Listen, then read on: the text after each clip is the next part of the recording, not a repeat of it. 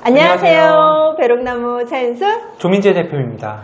오늘은 상속 2탄이죠? 네, 맞습니다. 지난 시간 상속 1탄에 이어 상속 2탄입니다. 네, 저번에는 양자 상속에 대해서 주로 알아봤는데요. 네. 이번에는 좀 더 일반적인 네. 상속의 승인과 포기, 그리고 두 번째 상속의 등기와 방법, 그리고 네. 세 번째 특별 수익자에 대해서 알아보고자 합니다. 네.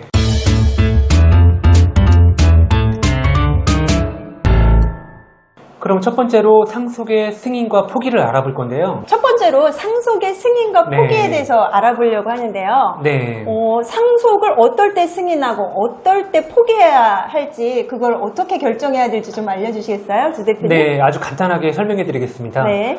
상속재산을 조사한 뒤 상속으로 물려받을 재산과 채무를 일단 비교하고요. 네. 상속의 승인과 포기 등을 결정하시면 됩니다. 그러면 재산조회 신청은 어떻게 할 수 있는 건가요? 네, 아주 간단합니다. 네, 재산조회 신청은 시구청 및 읍면동 주민센터에 직접 방문하거나 정부 24시 사망자 등 재산조회 통합처리 신청에 접속하여 할 수 있습니다. 사실 부모님이 돌아가셨을 때 네. 숨겨둔 통장이나 이런 걸 그렇죠. 어떻게 찾나 사실 고민이 많았는데 네. 그냥 간단하게 정부24 들어가서 접속해서 그냥 확인할 수 있는 거네요? 그렇죠. 네. 요새 누구나 다 흔히들 PC 사용법은 알고 계시니까 포털 사이트에서 정부 24시 검색하시고 들어가시면 됩니다. 너무 간단하네요. 네, 생각보다. 이렇게 간단한데 일단 모르게 되면 네. 그렇죠.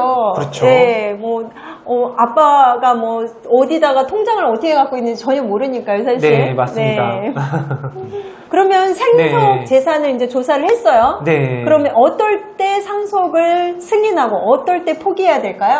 이것도 아주 간단하죠. 네. 일단 상속의 단순 승인은 재산과 채무를 일단 비교를 하고요. 네. 네, 그래서 재산이 많을 경우, 그럴 경우에 승인을 해서 재산 상속을 받으면 되는 건데, 상속의 한정 승인 같은 경우는 재산과 채무를 모를 때, 상속의 포기는 재산과 채무를 비교했을 때 채무가 많게 되면 당연히 포기를 해야겠죠.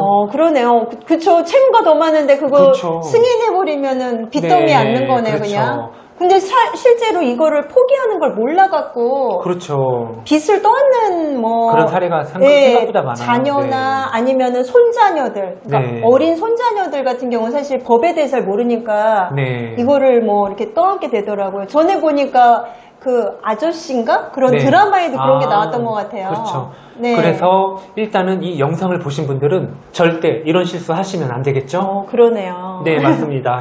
상속의 한정 승인 같은 경우는 재판을 통해서 이루어지기 때문에 좀 복잡한 구조로 이루어지게 됩니다. 네. 이렇게 알려주시니까 너무 네. 잘 정리가 돼서 쉽네요. 그렇죠. 네, 맞습니다. 그래서 상속을 승인하는 경우만 있는데 포기도 할 수 있다는 거 꼭 기억해 주시면 좋을 것 같습니다. 그렇겠네요. 그래서 어린 열 몇 살짜리 아기가 그렇죠. 할아버지의 그 빚을 떠안아서 20몇 살까지 빚을 갚았다 이런 네, 맞습니다. 드라마들 많았는데 네. 그러면 그런 거 진짜 알려줘야 될 것 같아요. 네, 그렇죠. 네, 다음으로 상속 등기에 대해서 알아볼 건데요. 네. 사실 상속할 때 부동산은 소유권 이전 등기를 꼭 해야만 상속인에게 이전이 되는지 이것도 좀 궁금을 해요. 네, 맞습니다. 일단 답변 먼저 드리면 아니고요. 네, 부동산의 소유권은 등기 없이도 상속인에게 이전이 됩니다. 아, 그렇구나. 네. 다만 상속 부동산을 처분하려면 자신에게 소유권 이전 등기가 필요하다는 사실은 알고 계셔야겠죠? 그러면 상속 등기 방법은 차 대표님이 한번 쭉 알려주시죠.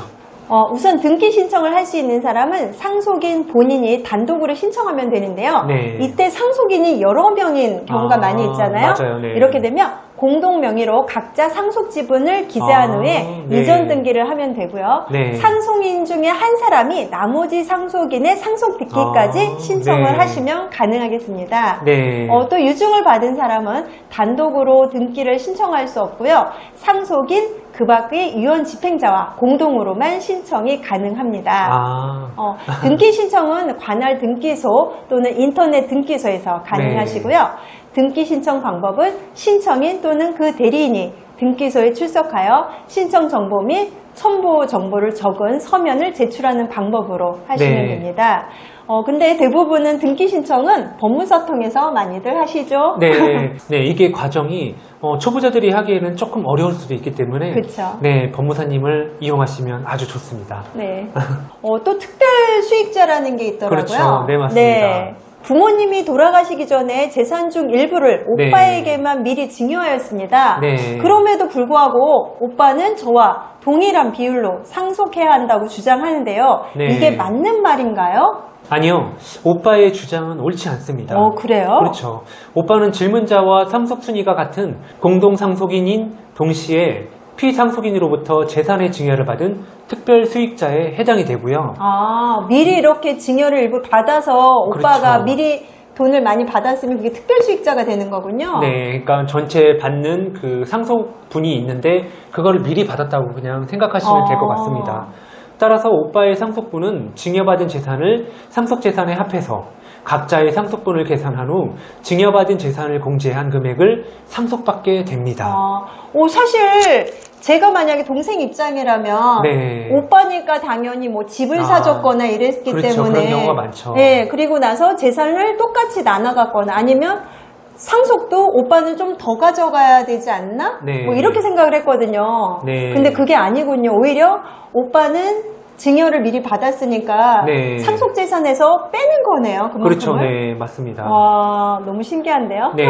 그러면 특별수익자가 있는 경우에 상속분의 산정 방법은 어떻게 하는 건가요? 네, 공동상속인 중 피상속인으로부터 재산의 증여 또는 유증을 받은 사람이 있는 경우에 그 수중재산이 자기의 상속분에 달하지 못한 때에는 그 부족한 부분의 한도에서 상속분이 있습니다.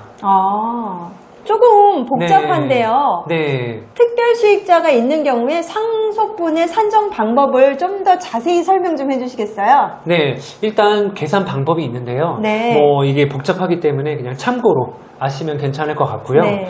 네, 일단 산정 방법은 상속재산의 가액, 각 상속인의 특별수익의 가액을 더한 다음에 각 상속인의 상속분율을 곱한 다음 특별수익을 받은 경우 그 특별수익 가액을 빼면 됩니다.